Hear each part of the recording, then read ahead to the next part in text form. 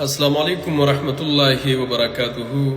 دغه یو موضوع چې نن سبا ډېره عامه شوې ده، یو ملګري م راولېږله او دغه دوه قوانین چې کوم جوړ شوي دي او خاص کر په دې سوشل میډیا کې په خلکو ډېر غوبل جوړ کړی او په اول ځل باندې داسې د خیر خبره اورو چې یاره په سپریم کورټ کې یا دغه شان داسې د خیر یو خبره وشو. یو خو دا چې یو څو ورځې مخکې فیصله شوې وه،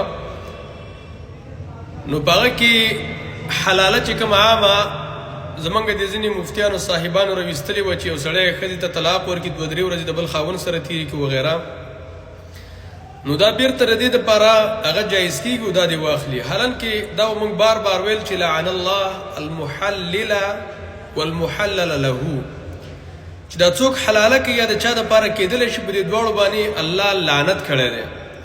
نو دغه خبره به موږ کوله، بار بار به مې ویله، چا نه منله، خو زه شکر چې دغه قانون پاس شو او په دې باندې عمل وشو.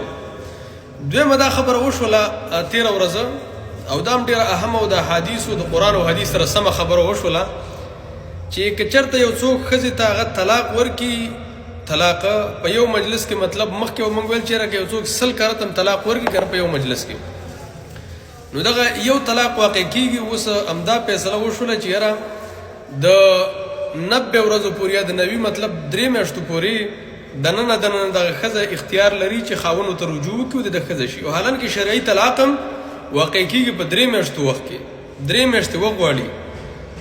نو دا خبره به موږ بیانوله چې دا د احادیث سره سمه ده، حدیث دي او دغه شانې منلی پکار دي. ځکه الله سبحانه وتعالی دغه ورور ته خیر ورکړي. اوسنی چې کوم جج دی یا څه شی دی، الله سبحانه وتعالی ته په دغه شان د خیر فیصلې راولېږي، ځکه چې دا دواړه فیصلې چې کومې دي د قرآن او حدیث سره سمې دي. حالانکې که تاسو وګورئ په سوشل میډیا باندې خلک کنزل ځینې نفرتونه دغه خلک کوي چې کوم د قرآن او حدیث نه خبر نه، نو په دې وجه باندې دغه دواړه فیصلې د خیر فیصلې دي. الله دې زموږ استاسو نه راضي.